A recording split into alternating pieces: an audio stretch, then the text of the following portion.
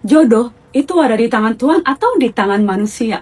Ini adalah topik yang sangat menarik yang mau aku bahas.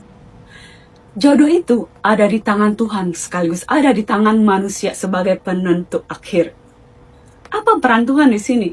Tuhan itu mempertemukan dua orang yang berbeda dengan cara yang misteri yang ajaib. Entah itu di restoran, dikenali teman, ataupun di aplikasi kencan. Dengan cara apapun itu bisa terjadi. Dan pertemuan dua orang itu bukanlah kebetulan. Lalu manusia itu sendiri yang menentukan apakah orang yang dikenalnya saat ini adalah jodohnya. Orang yang dia pilih sebagai pasangan hidup, misalnya sebagai suami ataupun istrinya. Itu adalah pilihan bebas manusia.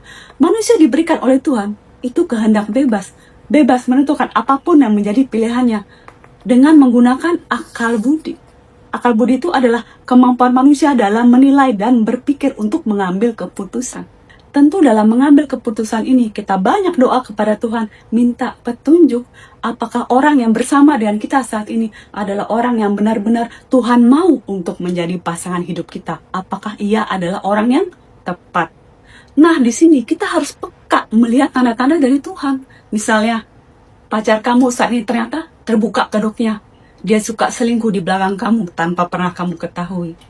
Di sini kamu sudah harus bisa berpikir. Tuhan sudah buka wajah aslinya ke kamu. Tuhan udah kasih tanda. Sekarang keputusannya ada di kamu sebagai manusia. Apakah kamu mau terus bertahan dengan orang itu, menjadikan dia sebagai pasangan hidup kamu sampai mati? Itu semua ada di tangan kamu. Tuhan sudah menunjukkan tanda itu bahwa dia bukan orang yang baik untuk kamu. Jadi dalam hal jodoh, ada kerjasama antara Tuhan dan manusia itu sendiri.